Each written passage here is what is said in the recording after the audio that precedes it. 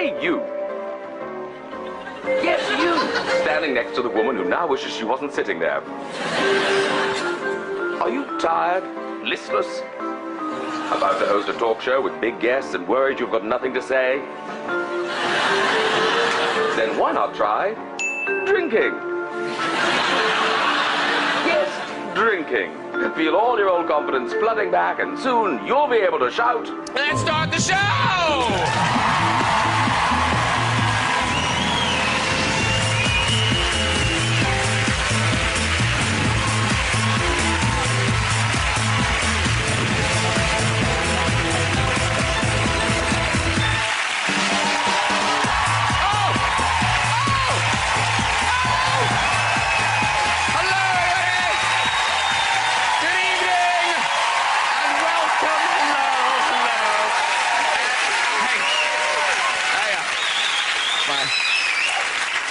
I have wine drinking prowess. If you want me, Blue Nun, I am available. We're talking adverts because tonight we're joined by the star of brilliant advertising drama Mad Men, Don Draper himself, Jon Hamm is here. Ladies. Oscar-winning actress and star of the new sci-fi blockbuster Prometheus, Charlize Theron is in on the show. Yes, she is. Plus, comedian, actor, and the man behind the legendary Alan Partridge, Steve Coogan is here. From the wonderful Rumer, ladies and gentlemen. Oh. And for our visitors, what an exciting time to be in the country. It's Jubilee weekend! Oh, it is exciting. No, seriously, I'm excited. I can't think of anyone who won't be waving a Union Jack. I can't. Maybe one person. Hey, look, we've got 2 bank holidays. 2 of them. Great. Yeah, I know. Mind you, if you think that's a long weekend, try flying back from Azerbaijan with Engelbert Humperdinck. It's further than you think. Of course, there's going to be a huge concert as well with JLS playing. That'll be great. I mean, who doesn't like JLS? Awkward. And the highlight of the weekend is going to be the flotilla on the Thames. All the royals have their own unique boats. The Queen, Charles, and, of course, Harry.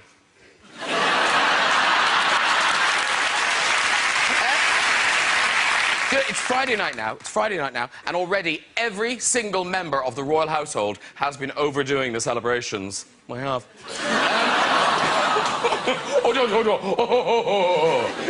It's sleeping, right? It's sleeping, right? It's going to be a weekend of partying. I can't imagine what the Queen's going to look like after 4 days non-stop drinking.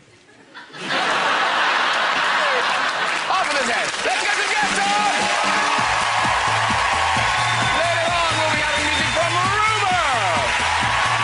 But first, knowing me, Brad Norton, knowing you, Steve Coogan! There he is! Woo! I'm going to take your hand. He's over there. He's over there. This time. Get in there. Steve Coogan, sir. I'm mad about this man. It's Jon Hamm. You appeal. You appeal. Hello, sir. How are you doing? Very nice to see you. Good evening. And she's about to star. It is Charlize Theron. Woo! Woo! Woo! Woo!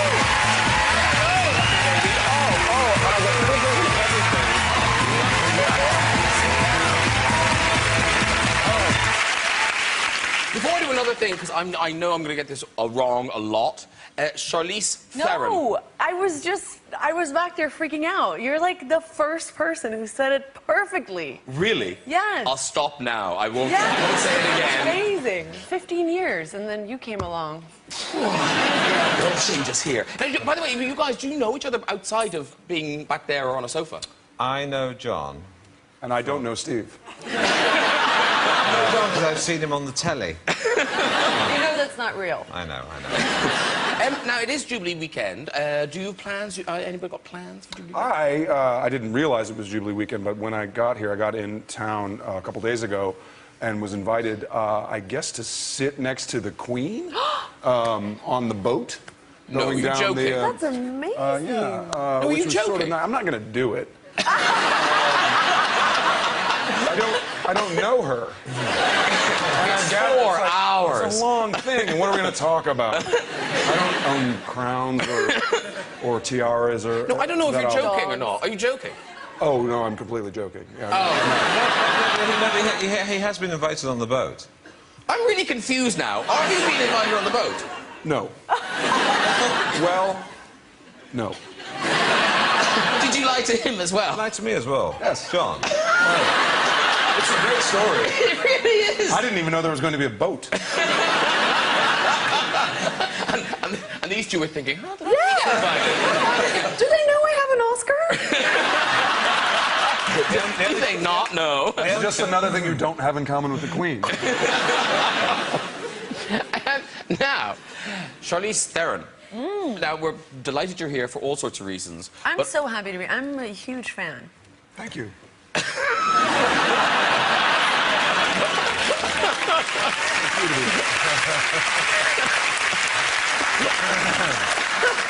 a ham. Very sweet. Didn't have to say that. Did not have to say that. A lot of people are going to be thrilled that you're here because it means that Prometheus is finally out. It's in cinemas tonight. This thing, it's been so kind of hyped, anticipated. I've never known It's anything like an like elephant pregnancy. Yeah, really. I mean, people have been waiting and waiting and waiting. I've seen it. I really enjoyed it, but I feel like I can't say anything about it because... Yeah, because there's a sniper somewhere about to take you out. Like Ridley Scott will swing it on a rope and kill me. Yeah, I've been walking around with that feeling for a long time. Because when you got the script, did you have to kind of sign a letter in blood to say you would tell no one about it? Well, a version of that. I mean, it's not unusual with these bigger movies to have them be very secretive, and you know, they don't like to kind of have tons of scripts kind of floating around there. And with this, I think because everybody knew that he had this thing in development for like 33 years, and yeah, so you know, It's like an elephant's pregnancy. I think they were. Oh, you're so rude. Sorry. God, I'm a legs. lady. God, keep them together and sit still. Anyway, so I was in Malaysia, and it was monsoon season. I was on vacation with my family, and I get this text from Ridley saying, "You have to read the script within 2 hours, because otherwise it will implode on you, and you have to let me know." And there was this massive storm going on, and I couldn't get a Wi-Fi connection, and I had this little Malaysian man meet me with an umbrella, and we kind of like hiked up this hill in like a massive rainstorm, and I had like my iPad like underneath my t-shirt, and then we found like a tree, and I literally sat like reading. I only read like half a page. Who am I kidding? It's Ridley Scott. And I should be so grateful. And Ridley's kept the thing of sort of strong women in this. Because you certainly don't need to know the Alien movies. This is a totally separate thing. Yeah, it originated as, I think, a long time ago, it originated as the idea of wanting to do a prequel. And then I think the more Ridley kind of worked with the writers, and they realized that there was actually more to explore if you didn't have that to kind of play within that sandbox. So they just made it a standalone film. So you don't have to know anything about Alien, and if you know anything about Alien, you'll find little gems here and there, you know, little Waldos. But really, anything other than the last 8 minutes of the film really kind of feels like it's from that family. And obviously, it's you, it's Rumer Pace, Guy Pearce, and Michael Fassbender is amazing in it. Yeah, he's amazing. He's incredible in it. He plays an android and... Spoiler! Spoiler! No, not a spoiler. He's, Here comes Ridley.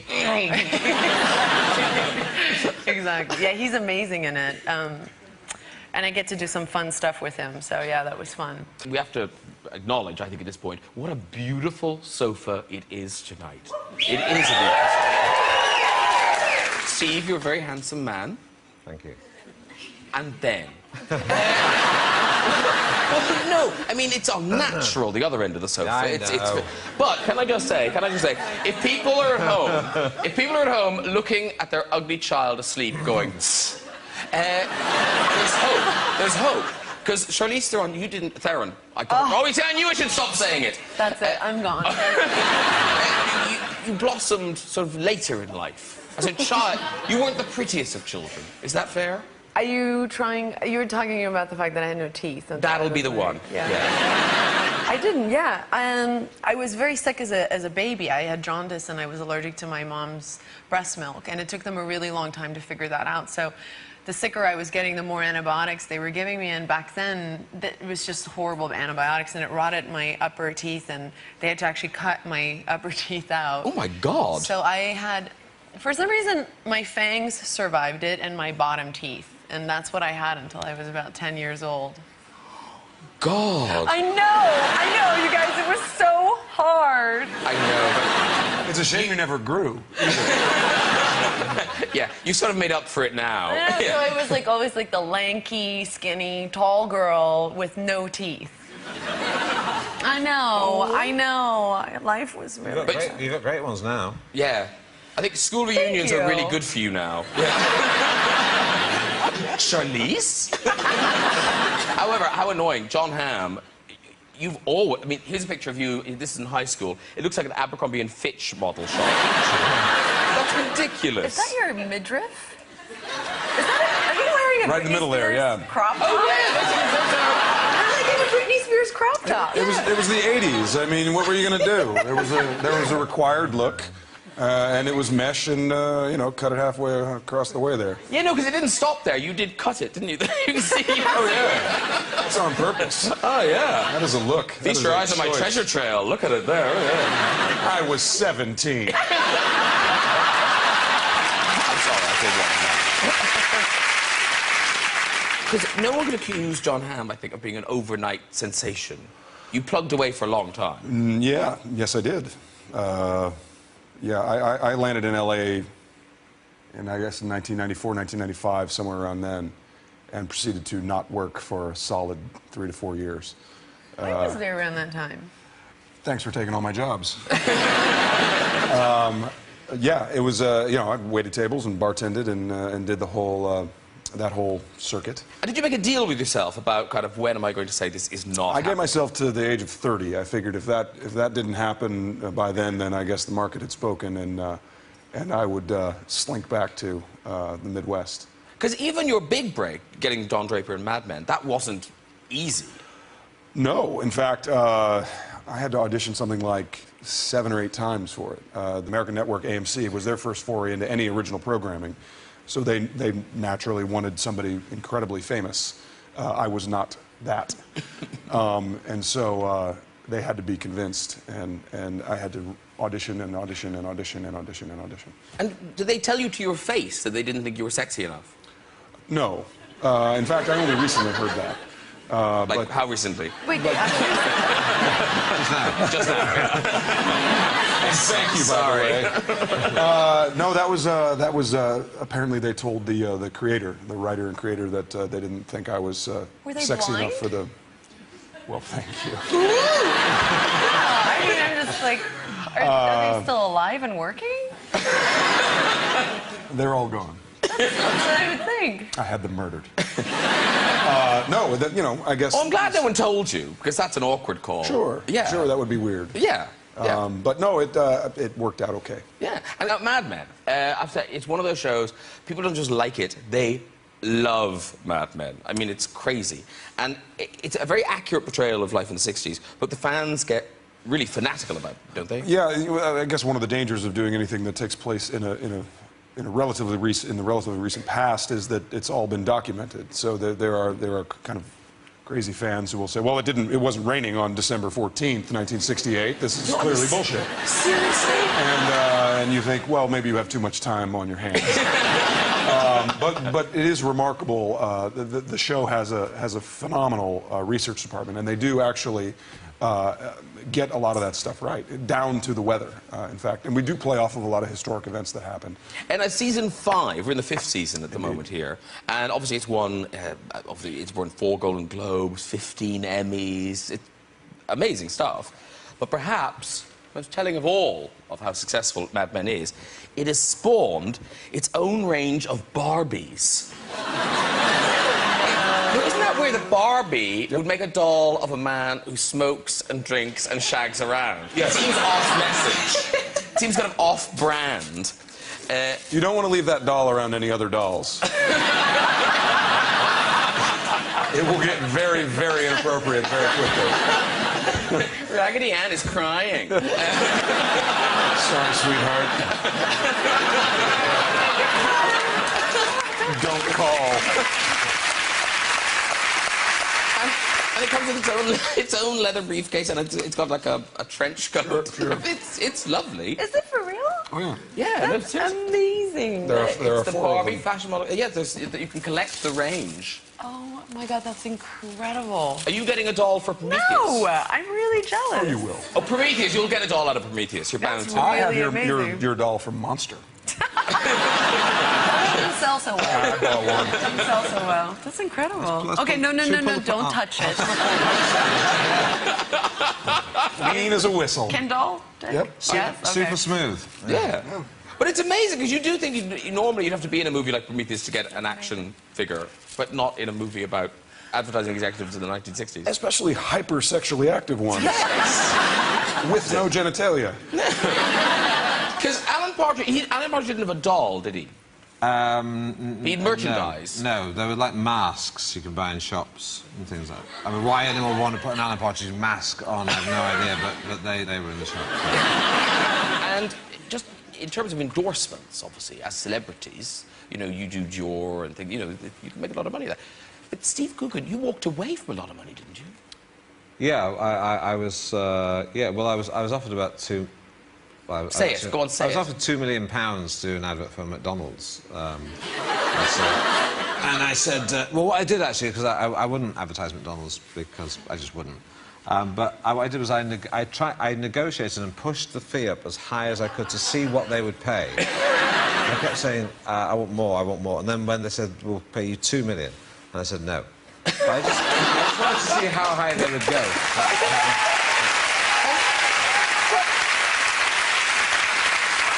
Can I just say, that round of applause there is the only thanks you will get for walking away from the $2 million. Like, no one gives you $2 million for not doing it. And the thing is, about a year later, when I hadn't been doing much that much work, I remember thinking, shit, I should have done that.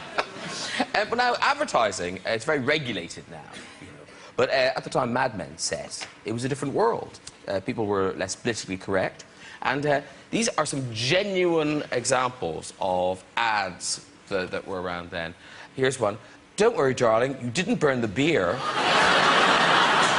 Like she should be pleased. Like, I married an alcoholic. Like, how... Because you kind of think, who does the shopping? You know, back then, it was, you know, the wife who went to the store to buy the stuff.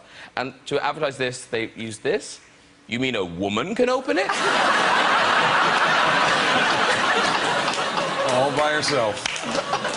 Isn't that like this? Yeah. Oh, I'm going to buy that. Oh, this product thinks I'm an idiot. And it's ketchup. It's Actually, it is safe. quite hard to open. It's not just the sentiment. Sometimes the phrasing of the slogans wouldn't really work nowadays. Blow in her face and she'll follow you anywhere.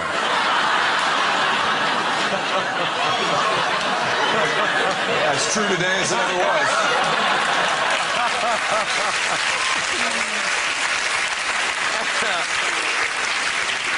This is my favourite, though. This is for, and I don't know why it would be this, but it's an early morning laxative. And the ad goes, 6 a.m., you're feeling punk. 8 a.m., you're full of spunk.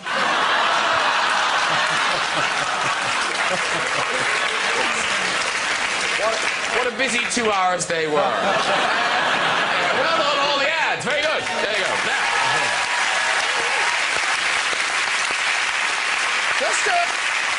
just to get back to Don Draper for a minute, I'm so jealous of the way that he just drinks all day during work. That's not a character choice. That's just how he works. And talking about drinking, Jon Hamm, you are drinking again in your new movie, Friends with Kids. Yes, indeed. Which I've seen and I enjoyed so much. I loved it. Thank you. Written, directed, and starring your long-term partner, Jennifer Westfeldt. Lovely and talented. Yes. How long have you been together? Hey, that's us. Yeah, there you go. We've been together 14 and some odd years. Aww. Wow. Yeah. Give that a round of applause. Yeah. Can I just say, I actually caught a woman's face in the audience going, oh. I swear I did. People were applauding and she was going, oh. I washed. What was the point?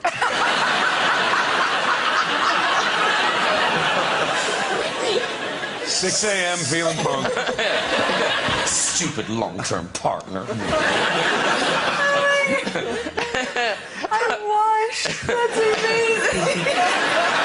It's Britain. We have standards, Charlize. We have standards. Well, thank you for washing. I'm sure your seatmates appreciate it. But so it's you and Jennifer, and then the rest of the cast, it's sort of like a mini Bridesmaids reunion. We did, kind of not on purpose. The movie was shot before Bridesmaids came out. But, and Kristen had been attached. So this is Kristen Wiig, had been attached well before all that. And we just sort of fell into Maya Rudolph, who was a perfect fit for the part. And O'Dowd, as you all know over here, is such a talented son of a gun. And he was available. So we got him, and it was a good thing, too, because then Bridesmaids came out and was this international phenomenon, and we wouldn't have been able to afford anybody had we shot it after that. So it was lucky for us. And again, you're not playing... I mean, what I liked about the movie was that none of the characters are straightforward. That, you know, it's all kind of light and shade. But your character is one of the less sympathetic characters. A darker soul, perhaps. Yes, I would say. Yes, he's not the happiest guy, and what the film tries to do is sort of examine how relationships interpersonally and relationships between couples shift once children enter the picture. And Jen and I don't have kids, but we know a lot of people that do, and we kind of watched how their relationship shifted a little bit. And sometimes it's for the better, and sometimes it's for the worst. And for my character, it is a little bit for the worst. And he doesn't handle it very well. Friends with kids, have they seen the film? They have. They okay with it? Well, in fact, Adam Scott, who plays the lead in the film, read the script and came to Jen and said, like, is this about me and my wife? And we were like, no, not at all, no. But yeah, it's certainly not about anybody, nor is it. It's just more of an observation, and that's the very beginning of the film, and so we sort of set the scene with these fancy Manhattan couples whose lives are about to change. Sure. And of course, Charlize, you've recently become a mom. You've got your son Jackson. Yeah. Now, is 2 months he came into your life ago? 2 months? Oh, a couple of months ago. Yeah. But like, you've been busy. Like, you've been promoting Snow White. You've been promoting this. So how are you coping? I mean, you just do. I've wanted this for so long, and so you know, I want to keep him humble, and you know, so I had a little, you know, he's like a newborn, and I'm having the, you know, private jets is not the norm. And he was really good until we had to take like the first commercial flight, and then he just kind of freaked out. I was like, no, Jackson, no. Who are these people? Like, well, where's my own plane? And are you finding, because obviously there's a lot of interest in you and your son, are you finding like the paparazzi have suddenly stepped it up a gear in terms of following you and stuff? Yeah, I mean, you know, it's a little, it's an uncomfortable subject for me because I've just never been super comfortable with it, and now more than ever I really realize that, you know, I had it so good when it was just me, and when you're responsible for this little, you know, it was really hard the first time I didn't release any photos or anything like that, so I knew when we went to the airport that would be the first time. And yeah. He did this little thing where he just kind of like grabbed my shirt, you know, and it's hard. It's really hard because every part of your body just wants to kind of like cover that child and protect him. Yeah. But you know, I wish it was different. I feel like, you know, you can shoot me up and down and get my fat angles and my double chins, and it's free game, you know. But it's hard when children are involved. It's an interesting time here because obviously the press behaviour, the way the press behaviour is very much in the news at the moment because we've got this Levinson inquiry. And Steve, you were at the Levinson. One of my funniest gigs.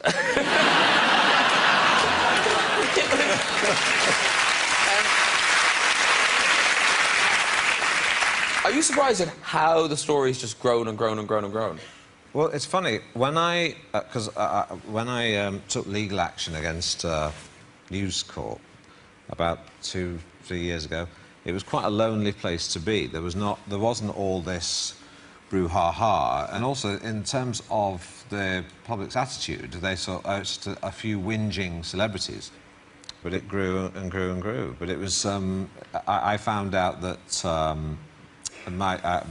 I sort of saw Glenn Mulcair's notebook, and it had sort of lots of numbers on it, telephone numbers that I recognised, had the password to my phone account, which I'm slightly embarrassed to say is Ferrari. Was Ferrari. Was Ferrari, yeah. Now it's Ford Mondeo. You should have taken that McDonald's gig. I know, I should, yeah, you're right. Yeah, and it was not the place to be, and it sort of,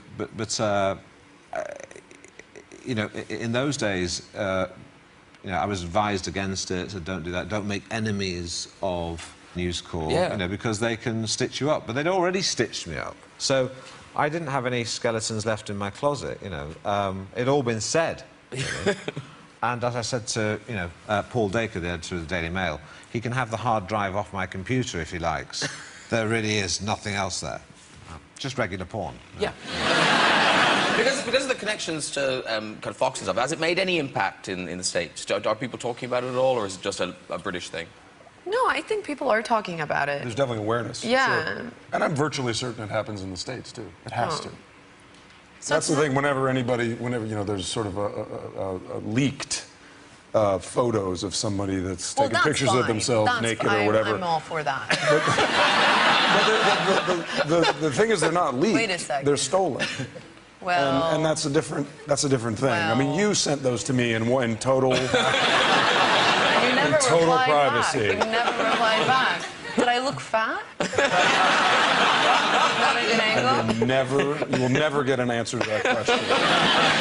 Ever. And watching the episode now, do you think anything's going to change, or is it just going to rumble on for a while, and at the end of it, they'll kind of go, well, that'll never happen again? No, I think something will change this time, because there have been previous inquiries into press standards, and the press have always said, we'll behave ourselves this time. It's like, and I think it's sort of, it's sort of crunch time, really. There'll be some sort of regulation. I think Leveson is doing a brilliant job, and I think he's aware that there's what they call the chill effect, which is the press are behaving themselves at the moment, uncharacteristically being well behaved, in the hope that people will go, oh, well, they're not really bad, really. And then, of course, when the inquiry goes away, then they'll sort of get back up to their old tricks.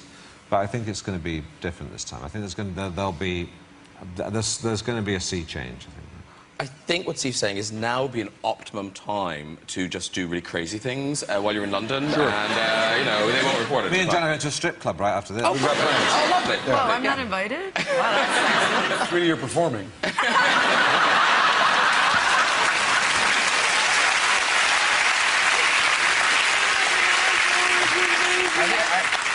I think I got 20 quid on me here. Listen, we've got to talk about Alan Partridge, because Alan Partridge is back. Steve Coogan, you brought it back. The book, I, Partridge, we need to talk about Alan. It came out in hardback last year, now it's out in paperback. And it is... Thanks for that plug, it was seamless. Well, I'm holding a book, it was no accident. Oh my God, look what I'm reading. Oh, you're here. I've been very careful with the spine. But did you have to read loads of those celebrity autobiographies to get that tone? Because the tone is really good. Well, they asked me to actually do my own autobiography, but I didn't want to do that because I'd have to drop so many people in it. But I thought, I'm not going to do that because it's too embarrassing as well. So I said, well, I'll do an Alan one because it's all made up, so it doesn't matter, does it? But is that... But the weird thing is, it's actually, it's in WH, they have it under the factual section, the non-fiction section. We've got it as a legitimate biography in the non-fiction section. It's all made up. But that is the confusion with Yes. Alan Partridge. People do kind of think of Alan Partridge as a real person. Well, some people do come up to me and say, "Hey, Alan, can I have your autograph?" And I say, "It's Steve, actually." Yeah, all right, Alan. So I do get that bit, but... And you're back on screen as well. Yes, I am. Yes. What are you giving us? Well, I'm doing... there's a TV series for Sky Atlantic, which is Alan just in his radio studio, sort of broadcasting from... he's not with Radio Norwich anymore, he's with Norfolk Digital. And we've done a whole series of those, and we've done a couple of specials. One is Alan going round the whole of Norfolk and Norwich and explaining about his background and where he's from and visiting, you know... Is this the Welcome to the Place of My Life? It's called Welcome to the Places of My Life. And the other one is a pseudo-arts book programme called Open Books, in which Alan's just interviewed in a very sort of worthy, sort of considered, pretentious tone about his book. It doesn't sound funny, but it really is.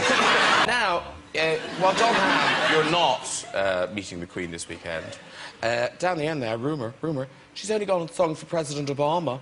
You did, didn't you? I did. We've got a picture of you singing for President Obama. There you are. Now, that could be photoshopped, we're not sure. It could be just a booth you went into at some restaurant. Yeah, stand here, hold the microphone, and look like you're singing to President Obama. I don't know, because I had my eyes closed. I didn't want to look at them. And did you bring gifts for President and Michelle? Well, I wanted to bring something. You know, when you go to somebody's house, you think, I need to take something, you know? Pot plant, perhaps? Yeah, you know, you feel like it's polite, isn't it? Yes. But I was thinking about something quite, you know, interesting and exotic. You know, like a nice first edition book or something like that. But in the end, I didn't have time. So I went to Marks and Spencer's and I got a tin of biscuits. Nice! It's a nice tin, you know, the one of The those... really good ones with lots of chocolate on. $6.99. I took the sticker off. I took the sticker off. You're crazy, Rumer. $6.99 for biscuits. They won't know. It's a handy tin. Listen, thank you so much for doing that totally live. It was gorgeous. Oh, thank Love you. your voice. Thanks for thank you having very me. much. You're welcome. Listen, we're nearly out of time, but just before we go, time for a story to In the Red Chair. So who's up first? All right. Oh, yes. Hello. Hello. What's your name? I'm Leslie. Leslie. This is Leslie, everyone. Where are you from, Leslie? Elstree. Elstree? Yeah. Oh, near the film studios? Yeah, not far. Oh. Does your story involve celebrity? No, just me. OK. All right. What do you do in Elstree? Well, I'm an administrator for a charity. OK. We'll just draw a veil. And off you go with your story.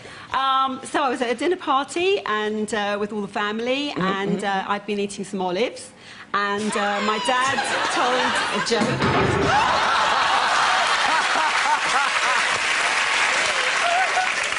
Showing off with her fucking olives. I was eating olives. Doesn't impress us, does it, Rumer? $6.99 for biscuits. Who's up next? Who's up next? Hello. They love you. They love you. I don't know who you are. They love you. What's your name, sir? Jeremy. Jeremy. And what do you do, Jeremy? I'm a student. Of? Acting. Acting. Who's a student of acting? Where are you going? Lambda. Oh.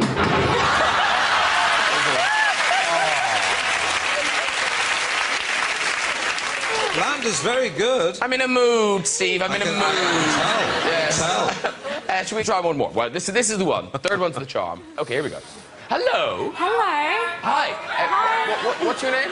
Louise. Louise? Yeah. Louise, all right. And where are you from, Louise? London, Shoreditch. Shoreditch? Oh, very cool. She's a hipster. And what do you do in Shoreditch? I work for a fashion designer. OK, interesting, interesting. Off you go with your story. So one time last year, I pretended to be Charlene's sister. So one of my friends, she works in... Which Charlene? This Charlene? Yes. Charlize. Charlize, sorry.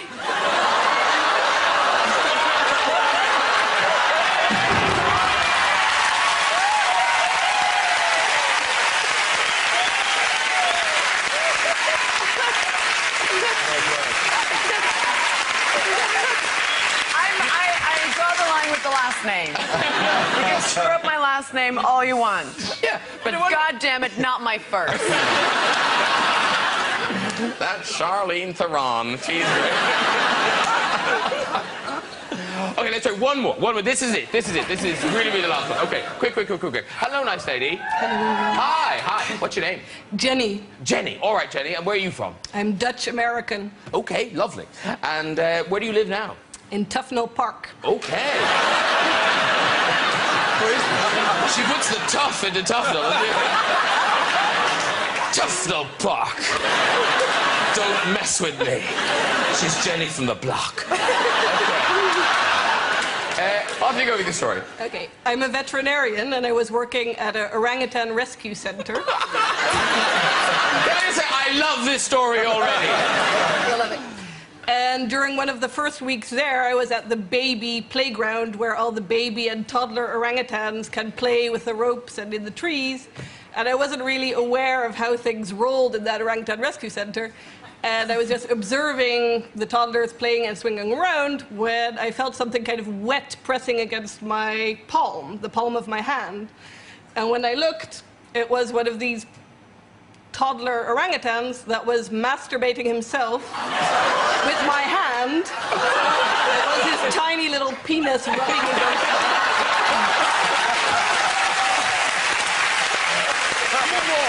You can walk, Jenny. Okay, there you go. Well done. You like that? That's a good story. Well done to everyone. If you'd like to join us on the show and have a go in that red chair, you can. Just contact us via our website at this very address. Thank you to all my guests tonight. Rumer, ladies and gentlemen. Steve Coogan. Charlize Theron. And it's Jon Hamm. Join me next week with comedian Ross Noble, pop princess Katy Perry, and nation sweetheart Cheryl Cole. I'll see you then. Good night, everybody. Bye-bye.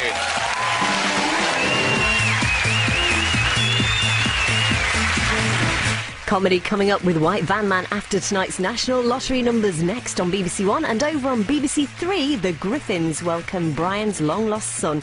It's Family Guy in